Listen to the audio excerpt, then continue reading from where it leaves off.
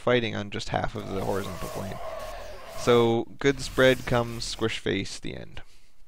Another important thing to note is that I didn't just make 2 more medevacs or 4 medevacs. I had a crap ton.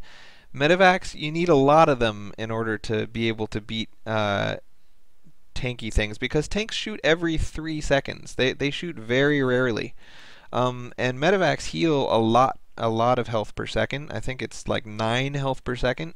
So if a tank is doing 35 DPS and a medevac is healing, well, the tank is doing 13 DPS and I'm healing 9 DPS, then that cuts the tank's damage by 2/3. He's only doing 1/3 as much damage as he would be if I didn't have medevacs on all these marauders. So medevacs are very, very synergistic against tanks in the same way that they're very synergistic against Protoss units. Low DPS units get really hard countered by marauders and medevacs together.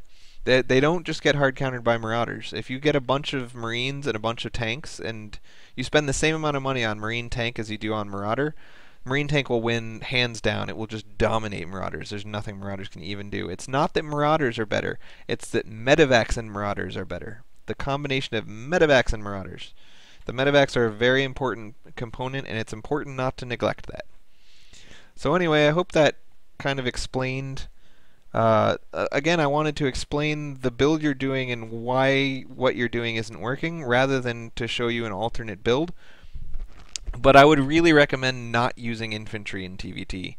It's very hard to do, as you saw in this game. It's very important to attack in just the right way every time. And I would really recommend you doing the type of tank push that beat you, actually.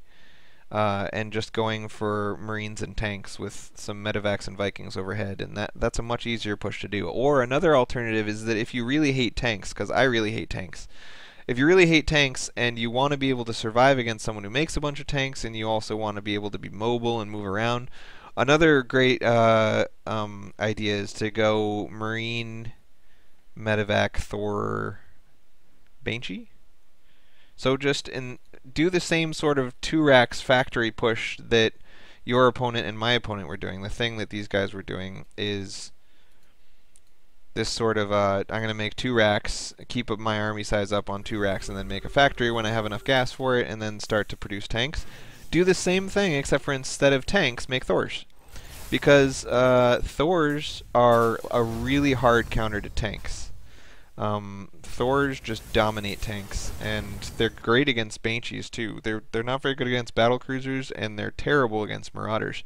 But if you make marines and Thors, marines dominate marauders, and Thors dominate everything else in the game. So they synergize really well together. But again, it comes a lot down to positioning. When you do marine Thor, you got to make sure that Thors are the ones getting hit, and the marines are the ones in the back doing damage. Because you can, I mean, like we've seen, a bunch of tanks will dominate all your marines in 1 second if you screw up and put your marines out front.